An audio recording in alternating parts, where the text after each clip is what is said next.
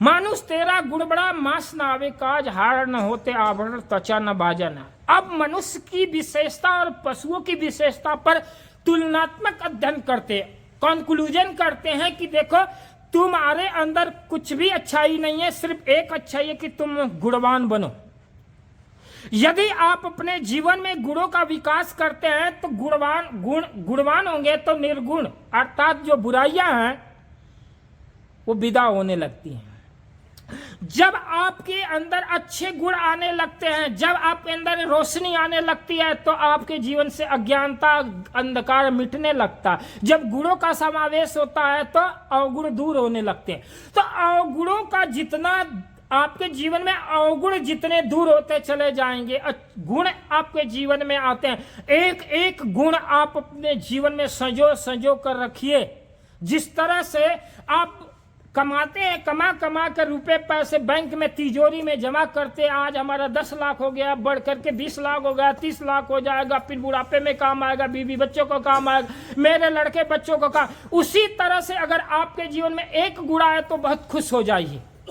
जब आपको कोई गाली दे तो आप खुश हो जाइए कि चलो हमारा कम से कम पाप निकाल रहा है। अगर कोई निंदा कर रहा है चलो ठीक है, मन खुश हो जाए कि चलो मेरे द्वारा किए गए बुरे कर्म का पाप धो रहा है। मेरी निंदा करा तो कम से कम हमारे अवगुण दूर है। अपने अंदर खुशी मनाना चाहिए, प्रसन्नता। क्या ऐसा आप करके अपने गुणों की संपदा को जितना बड़ा करेंगे, जितना धनवान करेंगे, आपके जीवन से दुर्गुण और विकार धीरे धीरे दूर हो जाएंगे। ये जीवन आपका एक प्रयोगशाला है। इस जीवन में अगर आप गुणों की संपदा को अर्जित नहीं किए और अवगुणों को दूर नहीं किए तो अवगुण रूपी दरिद्रता और गुण रूपी संपदा अगर बाहर चलती जाए और अवगुण आते रहेंगे तो आपका नैतिक पतन हो जाएंगे। और नैतिक पतन ही आपके जीवन का सबसे बड़ा काला दिन है, आपके जीवन का सबसे बड़ा बुरा दिन है। लोग बोलते काला धन। काला धन क्या होता भाई? काला धन का मतलब होता है जो धन आपके पास नहीं है, दूसरे की दौलत, दूसरे का धन अपना धन मान ले, अपना बना ले, उसको कहते हैं काला धन। अगर आप नौकरी करते, चाकरी करते, खेती करते, तो आप ये कमा करके ईमानदारी से अगर देखेंगे कि कहेंगे कि ये मेरा धन नहीं। आप 24 घंटा मेहनत करते हैं, 12 करने के बाद में अगर 1 महीना सैलरी उठाते हैं तो आपकी उसमें आपका ये दायित्व नहीं है, उसमें आपके साथ समाज का भी दायित्व है, उसमें आपका भी, समाज का भी योगदान है। तो जीवन में अगर आप गुणों को विकसित नहीं किए तो आपके जीवन में अवगुण सतह प्रवेश करेंगे।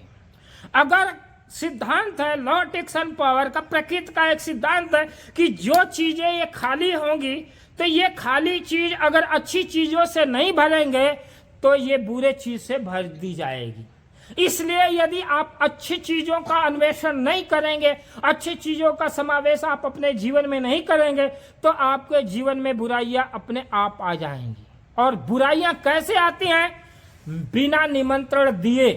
अगर आपको कहीं गलत जगह पर जाना होगा तो कोई आपको निमंत्रण नहीं देगा कि यहाँ पर चलना है, लेकिन अच्छी जगह पर अगर आना होगा तो आपको बार बार निमंत्रण दें, क्योंकि हम सदा अवगुणों से ग्रसित हैं, बुराइयों से ग्रसित हैं। बुराइयों में हमारा जीवन व्यतीत होता चला रहा, हम उसके अभ्यासी हुए।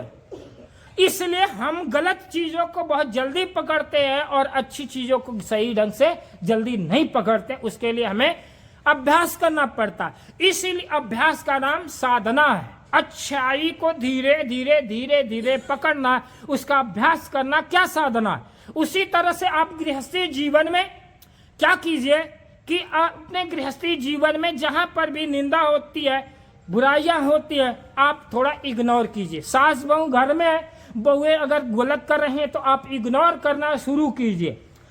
अगर सास अगर गलत कर रहे हैं, बहू की निंदा, तो उसको इग्नोर का मतलब अनदेखा कर देना। अनदेखा करने का मतलब ये नहीं होता है कि हम उसको गलत ढंग से लें। अनदेखा करने का मतलब होता है हम गलत चीज को नहीं पकड़े। अगर आप थोड़े थोड़े गृहस्थी जीवन में थोड़ी छोटी चीजों पर तुल देना नहीं करें तो घर से 80% समस्या दूर हो जाएगी और आपका चित्त शुद्ध हो जाए। किसी भी व्यक्ति की बात को गलत सुनते हैं और सुनने के बाद में हम अपने संतुलन को, मस्तिष्क के संतुलन को खो देते हैं और उससे क्या करते हैं, सीधे कनेक्ट हो जाते हैं। उसने मेरे के साथ ऐसा क्यों बोला, बस उसने मुझे ऐसा क्यों कहा, मेरी निंदा उसने क्यों कही, इतने मात्र से आपके बीच में अट्रैक्शन हो जाता है गलत चीजों के प्रति और उन्हीं चीजों को बार बार बहस का रूप ले लेते हैं और बहस विवाद हो जाता। और जितना बहस और जितना विवाद हम बनाते चले जाते उतनी हम बुराइयों को मजबूत करते चले जाते, उतने हृदय की गांठों को हम क्या करते हैं, जकड़ते चले जाते हैं, कसते चले जाते हैं, मजबूत होते जाते हैं और दुख को बढ़ाते चले जाते हैं। मोक्षस नहीं ग्रामांतर में वा ज्ञान ग्रंथि नासो मुक्ति स्मृति। अज्ञानता यह नहीं है कि आप कौन हैं, अज्ञानता यह है कि आपके जीवन में कितना विकार है, आपके जीवन में कितना बुराइयां हैं। जिस दिन धीरे धीरे धीरे आप अपने बुराइयों को त्याग कर देंगे, आपकी अंतरात्मा अपने आप स्वच्छ निर्मल उज्जवल हो जाएगी। भगवान बुद्ध की कथा है, इस कथा के बाद में वाणी को विराम देंगे। एक बहुत अनपढ़ था और एक भगवान बुद्ध के शिष्य में बहुत सारे शिष्य पढ़े लिखे थे। आप समाज में देखते हैं, आप बेटा बेटी को भी पढ़ाते हैं, शिक्षित करते हैं। शिक्षित करते हैं किस लिए, कि हमारा बेटा इंटेलिजेंट हो जाए, बुद्धिमान हो जाए। लेकिन शिक्षा और दीक्षा दो चीजें। शिक्षा से बच्चे का विकास होता है, बौद्धिक विकास होता है, दीक्षा से व्यक्ति का चरित्र का निर्माण होता है। इसीलिए देखा जाता है कि प्राचीन काल के जो ऋषि मुनि या संत होते थे, अनपढ़ होते थे, लेकिन अपने जीवन के द्वारा समाज को बहुत बड़ा दिशा दे देते। आज का समाज का जो शिक्षित है पर दीक्षित नहीं है। दीक्षा से आपकी, शिक्षा से आपकी बुद्धि तीव्र होती है और दीक्षा से आपका अंतर्मन बदलता है। जो व्यक्ति दीक्षित नहीं होगा उस व्यक्ति का अंतर्मन नहीं बदलेगा और जब तक अंतर्मन भी नहीं बदलेगा तब तक वो व्यक्ति इन चीजों में सक्षम नहीं हो सकेगा कि बुराइयां कैसे दूर होएं और बुराइयों को सही ढंग से कैसे देखा जाए। बुराइयों को ढंग से देखने के लिए एक दृष्टि की भी जरूरत होती है। दीक्षा का अब अभिप्राय होता दी मने दे रहे, छह मने दे, वह ज्ञान दे करके जिसके द्वारा हमारे अंतर विकार दूर हो। तो एक तो शिक्षा यह होता है कि हम आपको शब्दों से देते हैं, बच्चे यूनिवर्सिटी में जाकर पढ़ते हैं, हम जो बात बोल रहे हैं ये भी एक बौद्धिक शिक्षा है। लेकिन एक ऐसा शिक्षा है कि एक शब्द भी नहीं बोला जाता, एक शब्द भी नहीं दिया जाता, वो केवल आपको अंतर्मन से ही दे दिया जाता है, वहां से आपका मन बदलने लगता है। और जिस दिन दीक्षा लेते हैं और आपका मन बदलना शुरू होता है, वहीं से उसी दिन से विकार धीरे धीरे दूर होता है। तो भगवान बुद्ध के पास एक अनपढ़ शिष्य था, भिक्षुक। वो भगवान बुद्ध के पास आया, बोला प्रभु मेरे अपने पास अपना शिष्य बना लीजिए। भगवान बुद्ध ने बोला ठीक है, पर यहाँ पर रहोगे तो इतने 80,000 भिक्षुक हैं, कुछ काम जिम्मेदारी तो लेनी पड़ेगी। बोला ठीक है। बोला आप आदेश कीजिए, मुझे क्या करना होगा। उन्होंने बोला कि एक काम करो, ये धान कूटने का काम करो। क्या कहा? धान कूटने का, जैसे धान होते कूटते, धान कूटने का काम करो। बोला ठीक। भगवान बुद्ध उस अनपढ़ जो भिक्षुक था उसको कुछ भी नहीं, केवल एक धान कूटने का आदेश दिया और वो 12 साल तक धान कूटता रहा, कुछ भी ध्यान कुछ भी नहीं करता रहा। बस मूसल ऊपर उठा तो देखा मूसल ऊपर उठा, मूसल नीचे गया तो मूसल, धान कूटने को ध्यान साधना बना लिया। जब मूसल ऊपर उठता तो ध्यान करता, मूसल हाथ ऊपर उठे, नीचे जाए तो नीचे, ऊपर नीचे, ऐसे करते करते ध्यान को उपलब्ध हो गया। यानी सम्यक संबुद्ध अवस्था को बुद्ध के समान हो गया। और भगवान बुद्ध एक ऐसे मनोवैज्ञानिक, एक ऐसे प्रैक्टिकल साधना करने वाला, ध्यान को, अध्यात्म को भी विज्ञान का रूप दे दिया।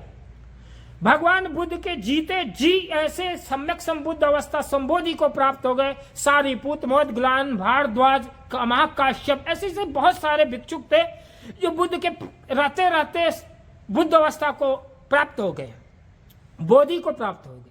भगवान बुद्ध ने एक दिन प्रश्न किया अपने भिक्षुओं को कि चित्त एक दर्पण है, चित्त एक दर्पण है, उस पर विकार विकारों की, विचार विकारों की धूल जमी है। इस धूल को जो साफ कर दे वही ज्ञान है। भगवान बुद्ध ने बोला कि क्या ये सत्य है? सभी ने, अपने अपने भिक्षुकों ने इस ब्लैक बोर्ड पर लिख दिया कि यह संबोधि है, यानी जो काम ये कर लेता, जो व्यक्ति ये कार्य कर लेता है वो संवक संबुद्ध हो जाता है।